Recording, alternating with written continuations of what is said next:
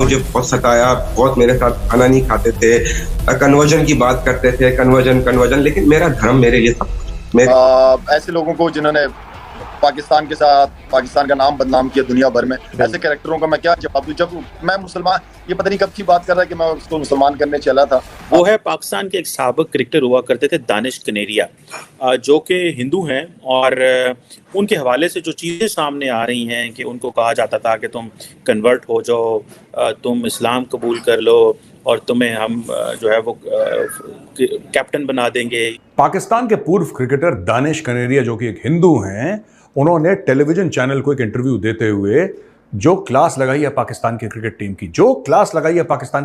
की, दोस्तों आपकी तबीयत खुश हो जाएगी। बड़ी प्रैक्टिकल बात उन्होंने बोली है, बड़ी प्रैक्टिकल बात। वो कहते हैं यार तुम लोग 24 घंटे नमाज पढ़ते रहते हो, एक बात बताओ, क्रिकेट पिच को जगह नमाज पढ़ने की? दानिश कनेरिया कहता है कि मैं हिंदू हूं, मैं भी पूजा पाठ करता हूं, कभी तुमने मुझे देखा क्रिकेट पिच पे पूजा पाठ करने? जब मैं बात करता हूँ ना, तो मैं जब अगर कोई चीज तनकीद करता हूँ या कोई चीज पे नोट करता हूँ तो लोग मुझे एंटी पाकिस्तान कहते हैं। लेकिन अगर ओवरऑल अगर बात की जाए ना, देखे हम हमेशा बात करते हैं ना, यार नीयत साफ होनी चाहिए तो मंजिल आसान है।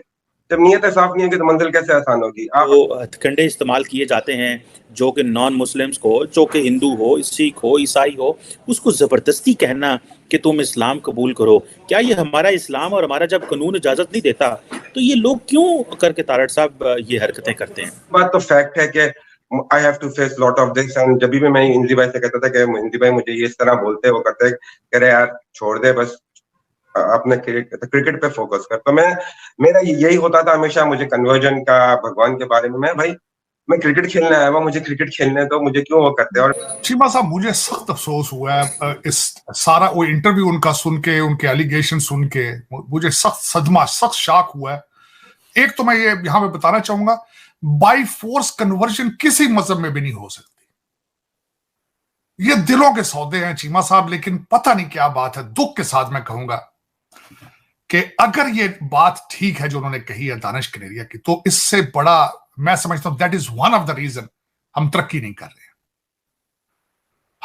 हम इस्लाम की ओरिजिनल स्पिरिट को नहीं समझ पा रहे, हम फिलॉसफी ऑफ इस्लाम ही नहीं समझ पा रहे, हम रिचुअल में फंस गए हैं। मैं यहां पे मेरा ये क्वेश्चन मार्क है, जो उनको कन्वर्ट करने वाले वो अपने आप को अच्छा मुसलमान समझते हैं? मेरा ये क्वेश्चन है, क्या वो सही मुसलमान है? अगर वो सही मुसलमान है तो वो इस तरह की स्टेटमेंट नहीं दे सकते। मैं अब छोटा सा बताना चाहता हूं कि तबलीग करने से पहले, तबलीग को भी छोड़ दें, उससे भी पहले किसी भी मजहब में कन्वर्जन के बारे में बात ही होती है कि आपका करैक्टर ऐसा चार्मिंग होना चाहिए दुनिया के अंदर कि लोग रश करें और इंक्वायर करें कि ये बंदा जो इतना इसके मॉरल्स देखें कितने हाई हैं, इसका करैक्टर देखें, खुद अट्रैक्ट करें, वो देखें कि इसके बारे में पढ़ें ये कौन सा मजहब है, और अपने दिल से किसी मजहब को वो समझे, तो फिर कन्वर्जन होती है। अदरवाइज दुनिया में कई ऐसे रिलीजन है जहां आप कन्वर्ट ही नहीं हो सकते। मैं मिसाल ही होती हूँ, you have to be by birth Jew, आप कन्वर्ट कर ही नहीं सकते। और दूसरा, मैं अगर दानिश कनेरिया ने ये बात की है, तो आज के पाकिस्तानियों में और जो मुगल बाय फोर्स आपको कन्वर्ट करते रहे, क्या फर्क है फिर? इसका मतलब है कि अभी आप दूसरी दुनिया से 200 साल पीछे हैं कि किसी को कहें कि आप कन्वर्ट कर लो, हम तुम्हें कैप्टन बना देंगे। मैं एक मिसाल देता हूं, वो कहता है मैं दुनियावी तौर पर मैं कन्वर्ट हो जाता हूं, दिल में वो हिंदू रहता है या किसी और मजहब में रहता है। ये किस किस्म की कन्वर्जन है? कन्वर्जन फॉर सेल है, रिलीजन फॉर सेल है, ये क्या मजाक है? मुझे इंतहाई अफसोस हुआ ये बात सुनकर कि जो लोग बातें उनको कह रहे हैं कि जी आप कन्वर्ट हो जाए, क्या वो अपने आप को इस्लाम का ज्यादा ठेकेदार समझते हैं? चीमा साहब, आप तो उनकी बात कर रहे हैं दानिश कनेरिया की, मैं यहाँ की बात आपको बताना चाहूंगा। एक हमारे पाकिस्तानी मुसलमान भाई, उन्होंने मुझसे आज से तकरीबन 1 साल पहले क्वेश्चन किया, 2 साल। उन्होंने कहा तारड़ साहब आप मजहब की तरफ कब लौट कर आएंगे? मैंने उसको बड़ा ऑफेंसिव लिया। मैंने उनसे ये पूछा कि आपके पास कौन सा ऐसा मीटर, कौन सा ऐसा आला खुदा ने आपको दिया है कि आपको पता चल गया कि मैं मजहब से दूर हूं? हो सकता है मैं आपसे ज्यादा मजहब के ज्यादा करीब हूं। यही एक इशू है कि इस वक्त 25 करोड़ लोगों में से 23 करोड़ लोग हैं वो एक दूसरे को काफर काफर कहते फिर रहे हैं। आप हिंदू को कहते हैं कन्वर्ट हो जाए, आपके अफगान भाई आपको मुसलमान ही नहीं समझते। ये कितने दुख की बात है कि सेकंड बिगेस्ट रिलीजन है और वहां कुछ 100 किस्म का डिफरेंट इस्लाम जो है उसकी प्रीचिंग हुई, और हर एक जो है वो दूसरे को समझता है ये काफिर है, ये दूसरा मुसलमान ही नहीं।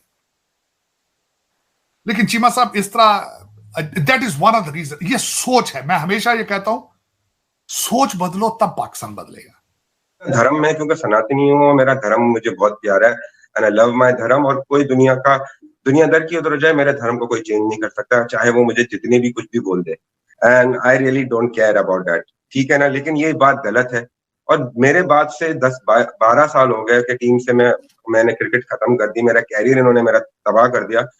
तो उसके बाद क्यों सिंध से लेके खैबर पख्तूनख्वा तक क्या कोई माइनॉरिटी नहीं है, चाहे वो क्रिश्चियन हो, चाहे उसके बाद पारसी हो, चाहे वो हिंदू हो, कोई भी जात का हो, क्यों नहीं है? लड़के बहुत है, बेचारे खेल रहे होते हैं, लेकिन वही बात है, उनको मौका नहीं दिया जाता है, उनको एक प्लेटफॉर्म नहीं दिया जाता है, क्योंकि हम लोग सब मिडिल क्लास फैमिली में से आते हैं, कोई इतने ज्यादा पैसे नहीं, और मेहनत तो वो करते हैं, डेफिनेटली करते होंगे, लेकिन वही बात है कि मौका क्यों नहीं दिया अभी तक, क्यों नहीं आया कोई, I don't know what is the reason behind it. मे भी शायद ऐसे लड़के परफॉर्म नहीं कर रहे होंगे, उस लेवल पे परफॉर्म नहीं कर रहे होंगे। देखिए, इसमें आना ना आना टीम में एक अलग बात है, देखिए पाकिस्तान को रिप्रेजेंट करना बहुत बड़ी बात है, लेकिन नो डाउट क्लब लेवल पे लड़के खेल रहे हैं, लेकिन वो उस तरह की मेहनत नहीं कर रहे जिस तरह मैंने मेहनत की, क्योंकि मेरा तो फोकस था कि मैंने इंटरनेशनल क्रिकेट खेलनी है, मेहनत उस तरह की। तो बच्चे शायद उस तरह मेहनत नहीं कर रहे होंगे, क्या रीजन है, क्या उनको वो प्लेटफॉर्म नहीं मिल रहा होगा, शायद उनके साथ जो भी हो रहा है, आई डोंट नो कि उनके साथ क्या हो रहा है, बट इट इज अनफॉर्चुनेट के हम एक तरफ देखते हैं इंडिया की टीम में कि वहां पर अजरुद्दीन हुआ करते थे, इरफान पठान, यूसुफ पठान, अभी सिराज है, मतलब बहुत सारे, उमरान मलिक आ रहा है, सब लड़के आ रहा तो है, टैलेंट तो आ रहा है ना। लेकिन ये एक वही बात है, आपने उसका खुद ही से अच्छे से जवाब दे दिया कि जी हाँ, डिस्क्रिमिनेशन इज देयर।